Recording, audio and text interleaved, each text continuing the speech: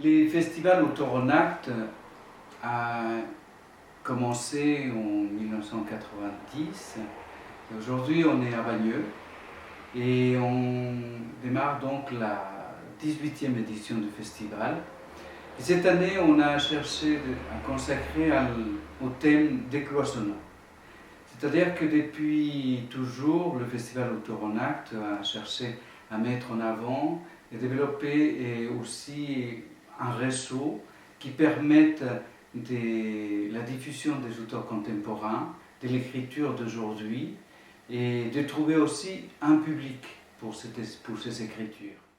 Depuis 8 ans, nous nous sommes implantés maintenant à Bagneux et que nous faisons un travail avec les gens de Bagneux, avec la population de Bagneux, autour de ces écritures contemporaines.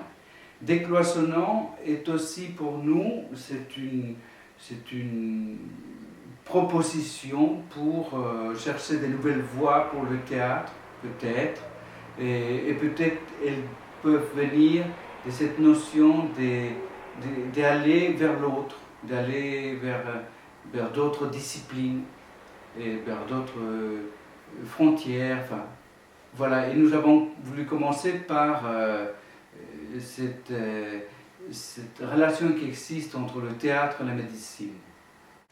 Donc cette année, comme vous l'a dit Marcos Malavia, nous aurons comme thème au croisement de la médecine et du théâtre, parce qu'il nous semble que ces deux disciplines ont beaucoup en commun et beaucoup à apprendre l'une de l'autre en s'interconnectant, tant au plan du travail, par exemple des artistes dans les hôpitaux, mais aussi des auteurs médecins qui utilisent le théâtre pour faire passer quelque chose qu'ils ont du mal à faire passer dans leur travail purement biomédical.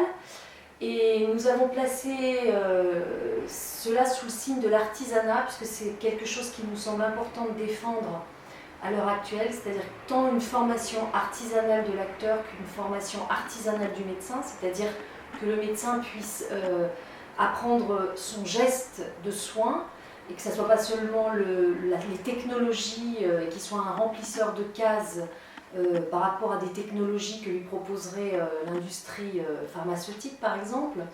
Et pareil pour l'acteur, il nous semble important qu'on continue avec cette notion d'artisanat de l'acteur qui implique des formations, un travail de compagnie qui ne soit pas seulement un travail où les acteurs seraient en prise à l'industrie culturelle et seulement des bêtes de casting qui cherchent à trouver une place ou un emploi dans cette industrie.